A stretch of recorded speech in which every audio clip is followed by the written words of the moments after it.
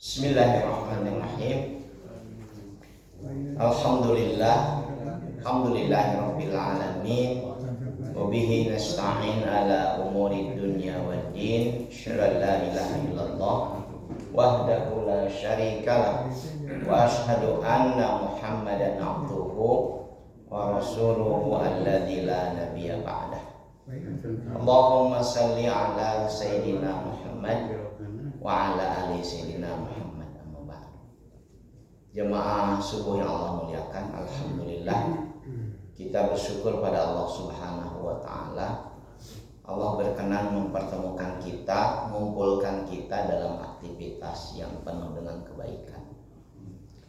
Salat subuh berjamaah. Mudah-mudahan bisa kita jaga sampai akhir hayat kita. Mudah-mudahan bisa diteruskan oleh anak, cucu, menantu, cicit kita. Itu luar biasa. Kita akan ngaji tentang perjalanan spiritual menuju Allah Subhanahu wa taala, dan seingat saya kita sudah membahas tentang warok, dan insya Allah kita akan bahas tentang zuhud. Bismillahirrahmanirrahim. Bapak-bapak yang Allah muliakan, dari terminal pertama kita memulai perjalanan. Yang terminal pertama itu disebut dengan taubat, dan tiketnya yang membuat kita bisa menggunakan bis apapun untuk diterima oleh Allah taubat kita disebut dengan sayyidul istighfar. Ini memudahkan pemahaman kita. Karena itulah kemudian setelah paham bahwa sayyidul istighfar itu jadi tiket yang membuat Allah menerima taubat kita, menghapuskan dosa-dosa kita, jangan pernah tinggalkan. Ulah leungit tiket kata bawa setiap hari. Bahkan ada contoh dari Nabi SAW dalam penjelasan saya di kedua atau pertemuan ketiga, beliau itu minimal membaca, dalam bahasa Arabnya itu alal aqal. Alal aqal itu artinya yang paling sedikit, sehingga diterjemahkannya minimal 100 kali sehari yang dibaca itu sayyidul istighfar. Dan kalau dipahami maknanya luar biasa itu sayyidul istighfar. Dari terminal taubat itu kita kemudian ketemu dengan terminal kedua. Terminal kedua itu disebut dengan warok, karena sudah taubat, sudah membersihkan diri, maka kita menjadi orang yang hati-hati. Mulai itu terseleksi si penumpang yang bersama dengan kita dalam perjalanan ini, mulai kemudian terseleksi dengan sendirinya, baik dengan sikap kita yang lebih hati-hati ketika bergaul, tidak lagi sembarangan komunitas kita ikuti asal senang, karena ini babaturan, ini kawan lama. Kita mulai menyeleksinya karena mulai mulai terbiasa dengan riyadhah batiniyah, dengan latihan spiritual, karena terbiasa meluangkan waktu, terbiasa istighfar, terbiasa taubat. Maka ketika kemudian melakukan aktivitas pergaulan kita pun menjadi lebih selektif. Kebiasaan-kebiasaan yang sebetulnya biasa saja, nggak apa-apa, tapi bisa berdampak pada terganggunya waktu untuk berzikir dan sebagainya, tidak lagi kita lakukan.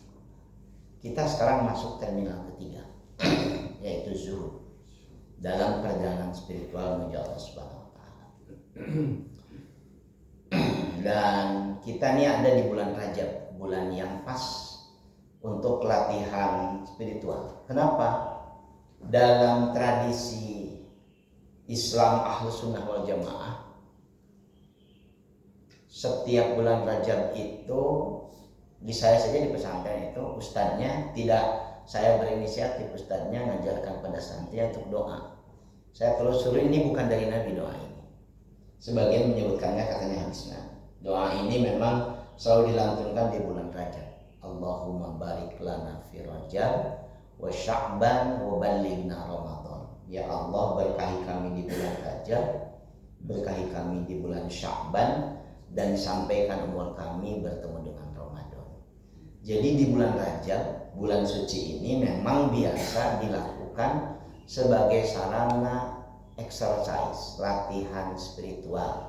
Puasanya diperbanyak, sholat malamnya diperbanyak, kemudian silaturahmi diperbanyak, zikirnya diperbanyak, sehingga nanti kalau dalam 2 bulan latihan, bulan ketiga itu jadi terbiasa, itu bulan Ramadan. Bukan seperti umumnya yang kita lakukan. Ramadan itu tidak jadi puncak ibadah. Dia memang klimaks gitu ya. Hanya pindah aktivitas. Biasanya makan pagi dipindahkan ke sahur. Biasanya makan siang dipindahkan ke malam, kan cuma begitu saja. Kenapa? Gak ada bedanya makannya, bahkan lebih banyak. Saya bahkan bisa menunjukkan sama Anda data BPS tiap bulan puasa itu konsumsi kita meningkat 30-40%. Itu menunjukkan bukannya makin terkendali, makin luar biasa. Biasanya kalau puasa sunnah buka cukup dengan air dengan korma. Kalau bulan Ramadan punya kolak, bala-bala, goyobon, cendol, numpuk semua. Itu artinya memang nggak ada pengendalian. Nah, akhirnya mah kurang latihan gitu ya, karena paling tidak sudah pengalaman.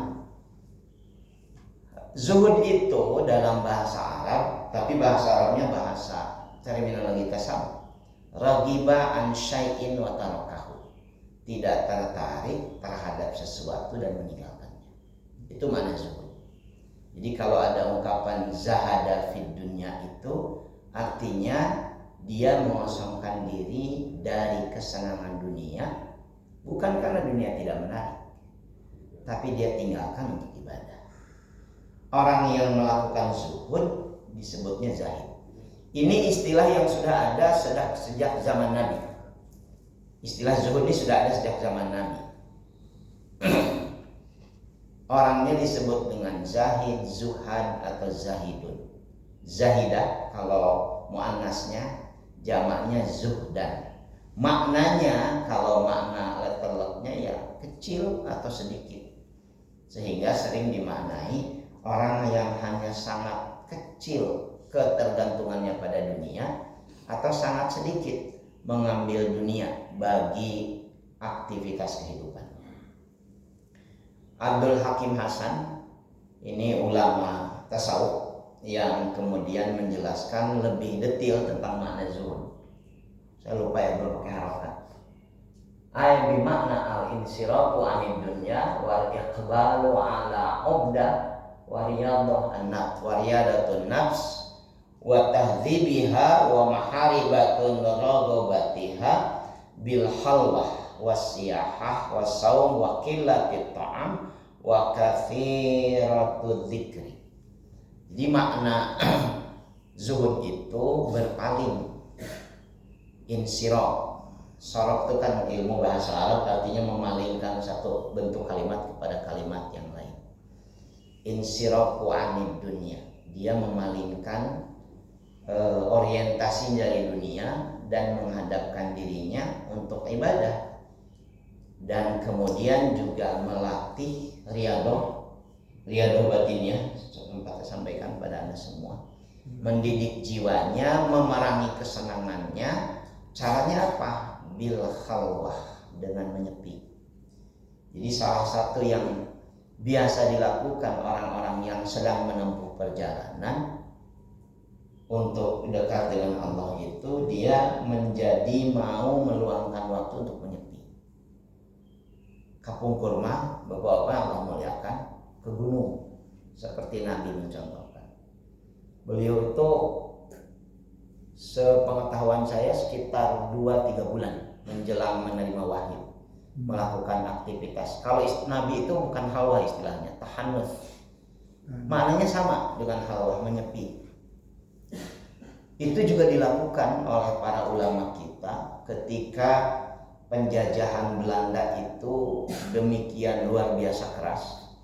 Para ulama kita kemudian meninggalkan tempat-tempat keramaian, mencari tempat yang lebih sepi, bahkan ke tengah hutan, tapi bawa santri. Makanya pesantren itu di awal dibentuknya, didirikannya pasti di wilayah-wilayah yang jauh dari tempat keramaian. Jauh. Sekarang luar biasa pesantren itu. Di tengah kota, godaan yang luar biasa.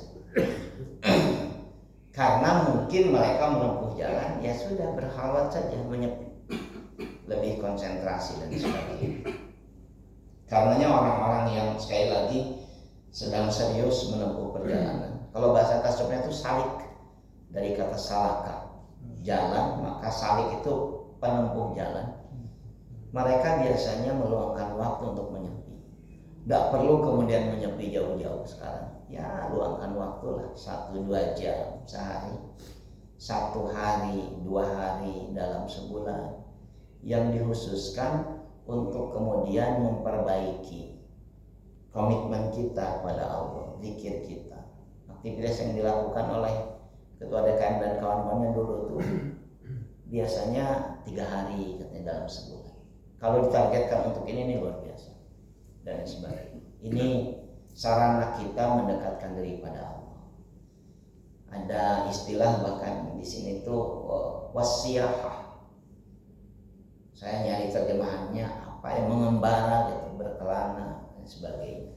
Jadi dia melakukan traveling untuk dia mendapatkan pelajaran hidup dari satu tempat ke tempat lain, dari satu masjid ke masjid lain, dari satu kota ke kota lain, untuk bisa mendekatkan diri, latihan meninggalkan kenyamanan, latihan meninggalkan kenikmatan duniawi.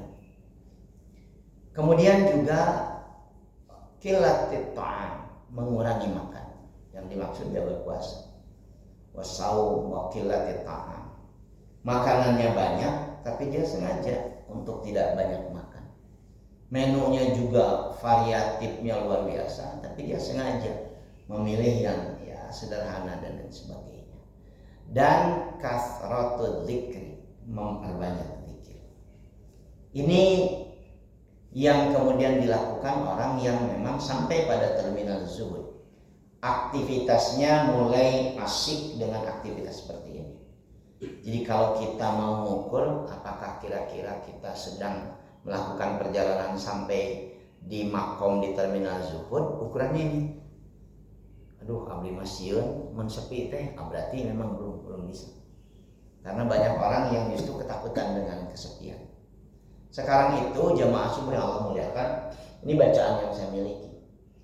Mayoritas orang-orang tua di kota besar di dunia, dari mulai Paris, barangkali Milan, New York, sampai ke Bandung, Jakarta, itu mengalami kondisi sakit kejiwaan yang dalam istilah psikologi disebutnya teralienasi, terasing, kesepian, sendirian di rumah, anak teu nelpon, teu datang, padahal tinggal di kota yang sama. Jadi ketika ditelepon oleh ibunya, "Nak, kenapa nggak datang?" "Sibuk mama, jangan nelpon aja."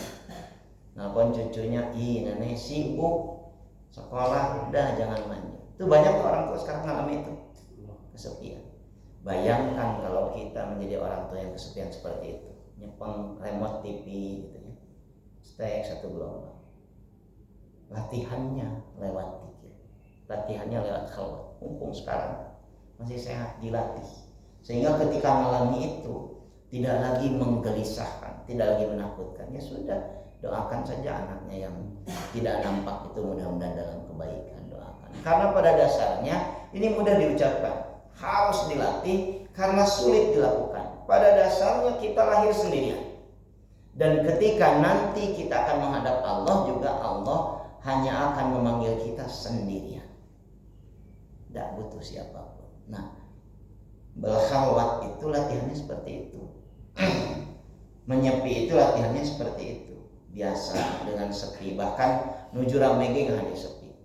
Dari kamar yang empuk dengan kasur yang tebal nyaman, kita bangun kemudian berkhalwat dengan Allah. Ya tinggalkan. Maka saya apresiasi pada bapak-bapak yang bisa datang sholat subuh berjamaah, luar biasa. Meninggalkan kenyamanan rumah. Kadang-kadang di luar tuh dingin, wudunya juga dingin, hanya untuk berangkat ke masjid. Karena itu Allah mengapresiasinya lewat lisan Nabi dengan menyebutkan wa bi kulli khatwatin ila shalah sedekah. Setiap langkah menuju tempat sholat di mana kita ketemu dengan orang lain disebutnya sedekah. Saya lanjutkan. jamaah sekalian, dunia bagi orang yang sedang menempuh zuhud dipandang sebagai sarana, sebagai instrumen ibadah untuk meraih keridhaan Allah, bukan untuk tujuan hidup. Karena kalau ditanyakan apa cita-cita hidup, ya, pengen sukses. Kalau anak-anak kan pengen jadi dokter. Sekarang tapi anak-anak juga beda, pengen jadi YouTuber, pengen jadi vlogger sekarang sebagainya. Tapi semua jawaban itu bermuara pada satu, dunia memang masih menjadi tujuan hidup. Bagi orang yang zuhud, dunia itu instrumen, dunia itu alat. Zuhud itu seringkali kemudian hilangnya ketergantungan hati terhadap harta. Bukan berarti tidak punya harta, dia bisa bergelimang harta, tapi harta itu tidak masuk ke dalam hatinya. Kata Ali bin Abi Thalib radhiyallahu an, karamallahu wajah, ketika ditanya, "Ma huwal zahid?" Apa itu yang disebut dengan zahid, orang yang zuhud?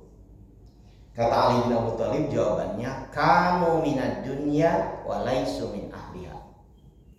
Mereka orang-orang yang menggenggam dunia tapi tidak orientasi dunia. Imam Ghazali itu jemaah subuh yang Allah muliakan, dari gurunya Imam Al-Juwaini, beliau kemudian diperintahkan untuk berguru pada satu guru yang lain di kota yang berbeda, di negara yang berbeda. Datangi ini, sampaikan bahwa engkau disuruh aku untuk berguru padanya. Imam Juwaini itu gurunya Imam Ghazali itu sangat-sangat sederhana hidupnya, sangat sederhana makanannya, sangat sederhana kerjaannya, puasa dan sebagainya. Jadi Imam Ghazali akrab dengan aktivitas gurunya demikian sederhana. Ketika kemudian beliau datang pada gurunya yang direkomendasikan gurunya tadi ke kota yang, jadi beliau melihat rumahnya megah. Aduh, gimana harus dia aja ngante gitulah rumahnya. Dan orang banyak keluar dari rumah itu bawa uang itu saat itu kan uang itu emas dan perak. Jadi kalau bawa banyak itu kan bunyi terasa. Jadi katanya hatinya ketika bertemu itu sudah mulai ragu, apa iya ini guru yang direkomendasikan aku untuk menempuh perjalanan. Begitu kemudian ketemu, dikasih tahu ini muridnya Imam Juwaini, disuruh duduk di hadapannya di meja itu kemudian bertumpuk uang emas. Yang kemudian gurunya sedang nyatat itu uang emas itu, kemudian nih Imam Al-Ghazali sudah mulai berubah, kayaknya nggak pantas ini jadi guru yang mengajarkan, bahasa kita sekarang, latihan spiritual. Kayaknya nggak pantas, ia mendunia pisang. Rupanya sang guru ini adalah seorang ulama yang sangat tua. Dia tahu betul yang pikiran Imam Ghazali. Dikata dia, kamu kaget ya lihat aku pegang uang banyak, lihat rumahku demikian bagus. Imam Ghazali kemudian kaget juga begitu.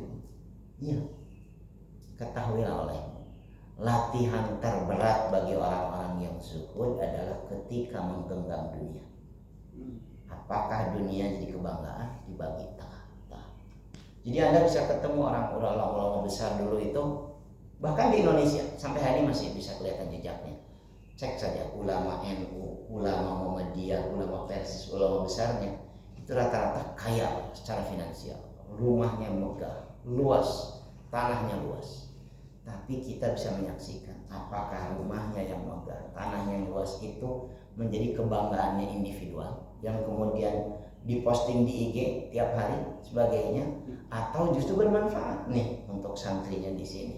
Ini yang jadi peternakan sebagainya. Sampai hari ini para kiai-kiai besar yang punya pesantren itu tanahnya luas, produktif.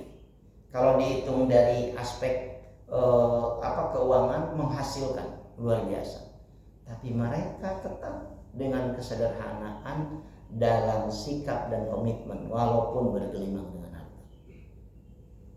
Jadi itu kaget Imam Ghazali. Nah, saya sampaikan lewat penjelasan ini. Jadi dunia itu sama sekali tidak harus dijauhi. Bila perlu dikuasai, digenggam, tapi tidak dimasukkan dalam hati. Apa yang dimasukkan dalam hati? Berat luar biasa. Rek maut dihese, Pak. Kumaha engkenya ruko. Aduh. Sedang meninggal. Padahal sudah sakaratul maut, diingatannya masih tentang duit dan duit dan duit. Ini penjelasan karena zuhud seringkali dimaknai oleh orang adalah tidak menggenggam dunia, tebogana naon. Nah, ini penjelasannya. Kemudian jamaah sekalian, ikhtiarnya untuk zuhud itu dalam Al-Quran ada ayat yang memberikan penegasan. A'udzubillahi minasyaitonir rajim di surat Ali Imran 152. Minkum mayyuridid dunya wa minkum mayyuridul akhirah. Tsumma sarafakum anhum liyabtaliyakum wa laqad afa ankum wallahu dzu fadlin 'alal mu'minin.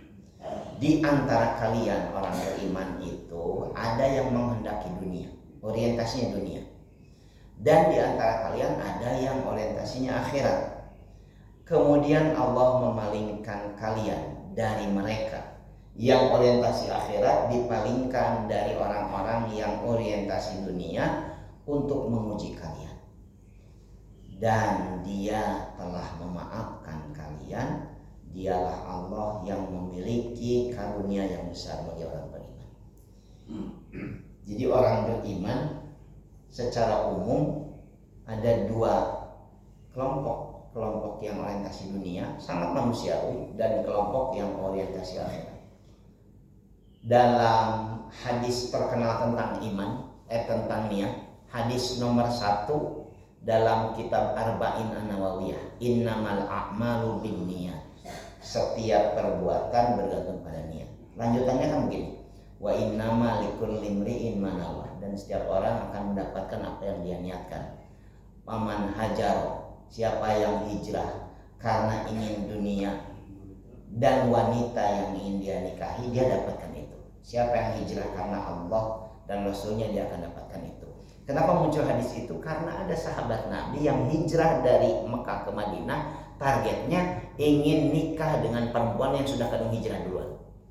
Sekarang mungkin begitu, mana ada hijrah kunaon yang kawin yang itu. Jadi itu pada masa Nabi saja, di mana Nabi jadi gurunya, langsung sahabat ada yang orientasi begitu.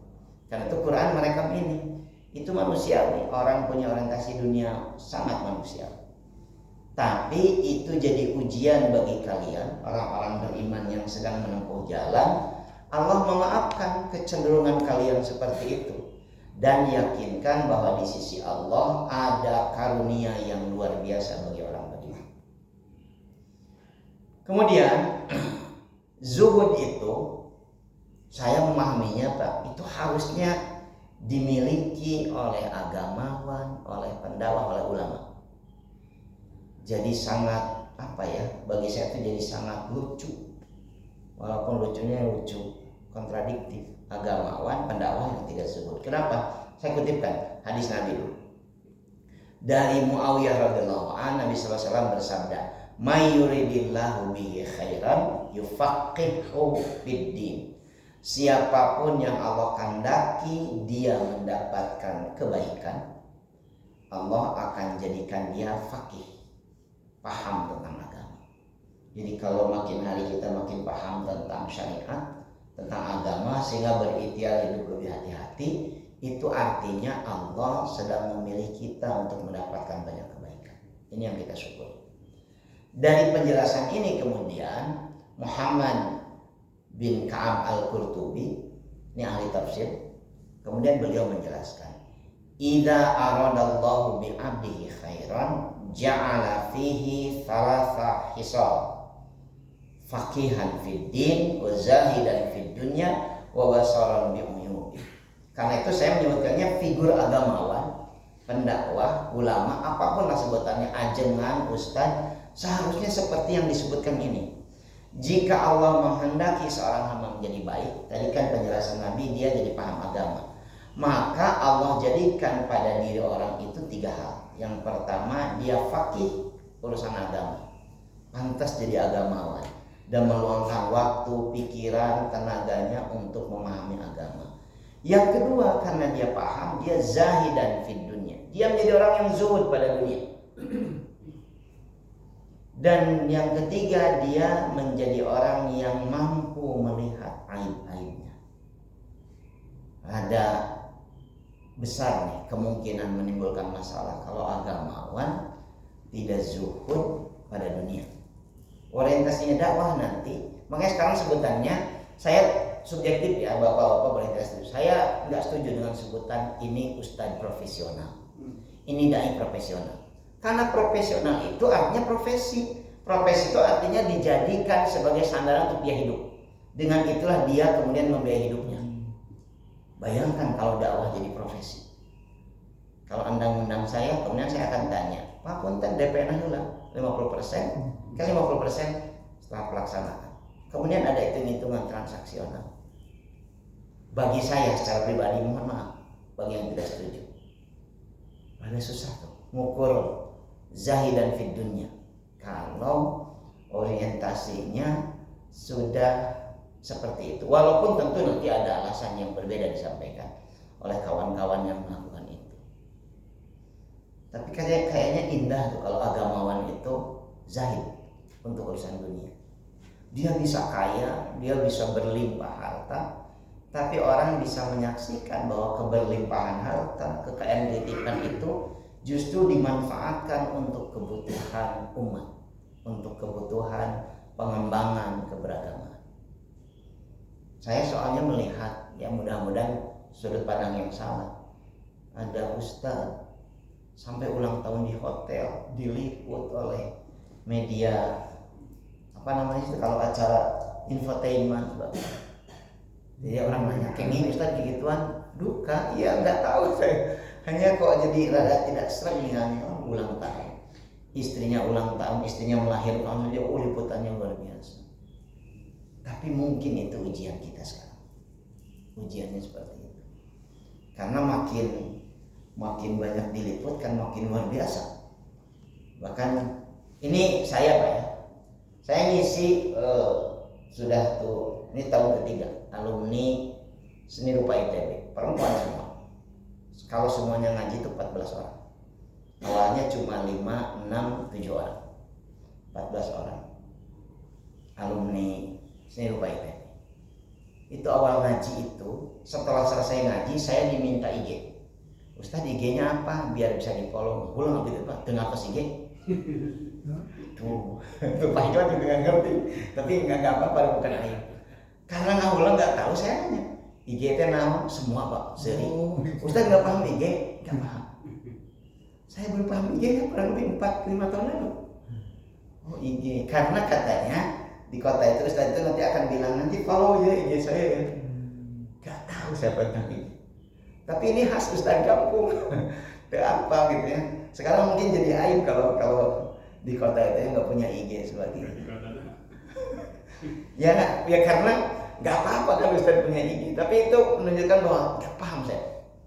Oh. Dan sulit saya untuk bisa ngisi yang begitu tuh. Waktunya kan panjang. Orang tuh bisa posting tuh tiap hari, update status tiap waktu sebagainya.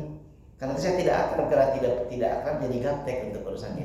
Jadi biarlah itu menjadi wilayah bagi yang lain dan lain sebagainya. Tapi orientasinya ini sebenarnya mengingatkan. Saya sedang mengajak kita riyadhah batiniyah. Medsos, HP dan lain sebagainya harus betul-betul diikhtiarkan jadi sarana untuk kita bisa mendekatkan diri pada Allah Subhanahu wa taala. Karena figurnya orang yang zuhud itu seharusnya seperti ini. Kemudian janji Allah pada orang yang zuhud. Kenapa zuhud harus demikian menarik? Karena Allah janji. Dalam hadis riwayat Ibnu Majah, sahabat Sahal bin Sa'ad radhiyallahu anhu, Nabi sallallahu alaihi wasallam menyampaikan, izhad fid dunya yuhibbukallah, wazhad fi ma fi aidin nas yuhibbuk. Zuhudlah kalian dalam kehidupan dunia, pasti Allah akan mencintai kalian. Dan zuhudlah terhadap apa yang di tangan manusia, pasti mereka akan mencintai kalian. Walaupun dalam praktek nanti tidak semua orang mencintai orang yang zuhud.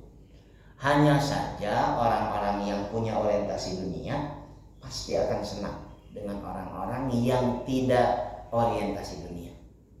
Sehingga dia tidak merasa membahayakan berkawan dengan yang demikian. Seperti yang mungkin kita akan menyaksikan sekarang dalam sudut pandang saya, para pimpinan partai, para elit partai itu bertemu, bisa cipika-cipiki saling pelukan. Tapi kan dalam benak mereka sedang mengatur strategi bagaimana saling mengalahkan, bagaimana saling menjatuhkan, bagaimana saling menguasai. Tapi keren mereka dalam praktek kan bisa saling berpelukan sebagainya. Nah, kalau mereka ketemu dengan orang-orang yang tidak berorientasi yang sama dengan mereka, mereka itu bisa luar biasa, bisa senang luar biasa. Paling tidak saya merasakan begitu. Para ustadz di kampung itu kayak saya sekarang ini seksi Pak, menarik minat banyak orang, didatangi orang, silaturahim sebagainya. Kalau itu sebagian ustadz di kampung Imam Abdi menjadi genit karena tahu dia seksi, dia jadi genit, datangi ini, datangi itu, datangi itu sebagainya. Sekarang ini seksi datangi, nu kenal dia jangan kenal, datang sebagainya, nyampaikan, Ustadz mohon bantuannya, mohon doanya, insya Allah saya ingin jihad dalam bidang politik, mangga kan gitu. Kalau Ustadznya mangga sokwe sebagainya. Ini janji Allah Subhanahu wa Ta'ala bagi orang yang zuhud. Tidak tahu kita bisa atau tidak. Kemudian ini slide akhir barangkali ya dalam pertemuan kita sekarang. Ada 3 tingkat. Tingkat rendah ya orang zuhud, menjauhi hal-hal yang haram, dunia dan lain sebagainya karena takut pada Allah Subhanahu wa Ta'ala. Tingkat menengahnya ya karena berharap pahala. Dia lupa pada neraka, dia demikian terobsesi dengan surga, maka dia melakukan perbuatan baik karena ingin surga. Ini bukan tidak boleh sama sekali, ini tingkatan yang kemudian diklasifikasi oleh para ulama.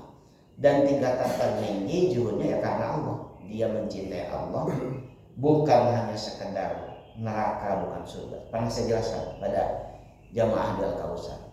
Nanti di surga orang-orang yang sedang menikmati surga itu ditanya oleh Allah, kamu ingin dapat yang lebih? Mereka sampai menjawab, apalagi yang lebih nikmat dari apa yang kami rasakan ini. Udah luar biasa kenikmatan surga. Apa yang lebih nikmat dari apa yang kami rasakan ini? Kemudian Allah menyingkapkan dirinya sehingga nampak jelas bagi orang-orang beriman itu, penghuni surga itu, sampai semua orang penghuni surga itu mengucapkan kalimat yang sama. Tidak ada yang lebih nikmat selain hal yang kami saksikan sekarang. Jadi dari kenikmatan surga ada yang lebih nikmat, yaitu bertemu, melihat, bermuajahah dengan Allah Subhanahu wa Ta'ala.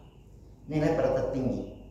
Karena itu dalam penjelasan ini mereka seolah-olah nggak peduli dengan neraka, nggak peduli dengan surga. Bukan nggak penting, tapi karena memang dijelaskan dalam banyak hadis dari penjelasan ayat Quran bahwa ada yang jauh lebih nikmat.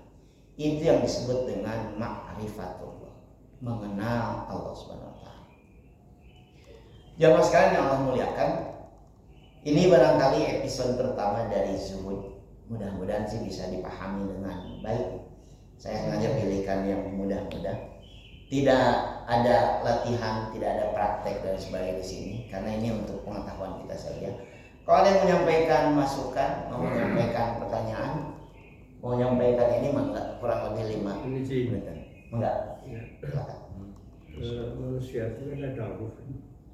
Jadi kalau ada zuhud, ada waroh, itu ada interaksi yang sedikit antara zuhud dengan roh itu.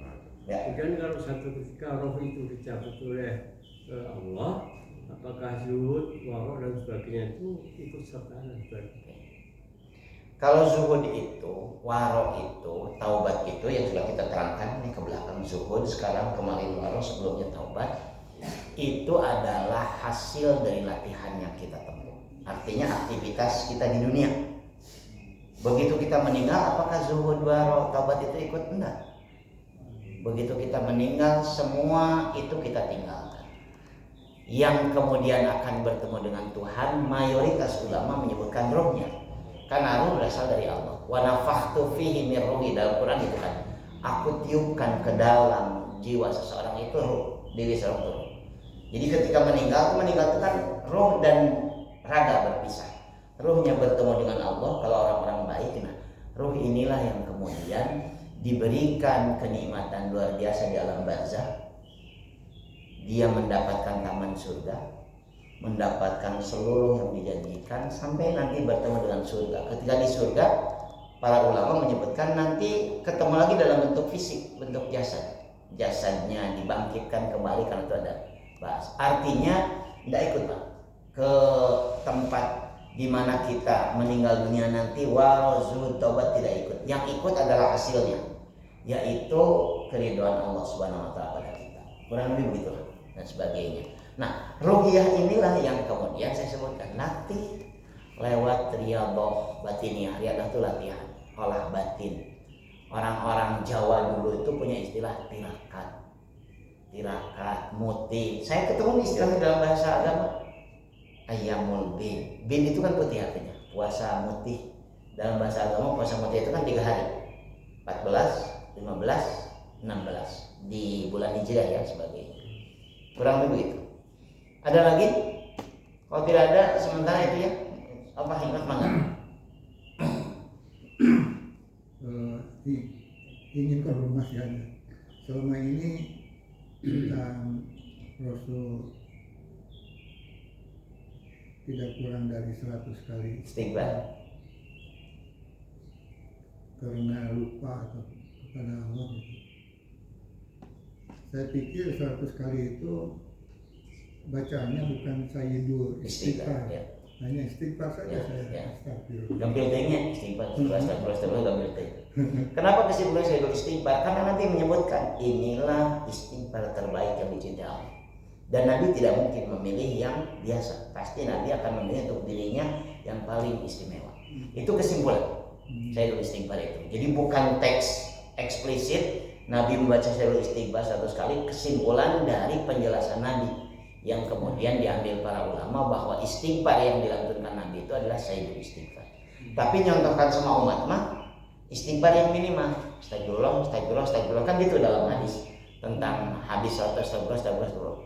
Kita mah sigana nih manya sakitu wae teu naik-naik masih istighfar. Mudah-mudahan manfaat yang disampaikan. Bapak-bapak mohon maaf kalau banyak tidak berkenan. Aku lu qauli hadza astagfirullah li wa lakum subhanakallahumma wa bihamdika asyhadu an la ilaha illa anta astaghfiruka wa atubu ilaik. Assalamualaikum warahmatullahi wabarakatuh.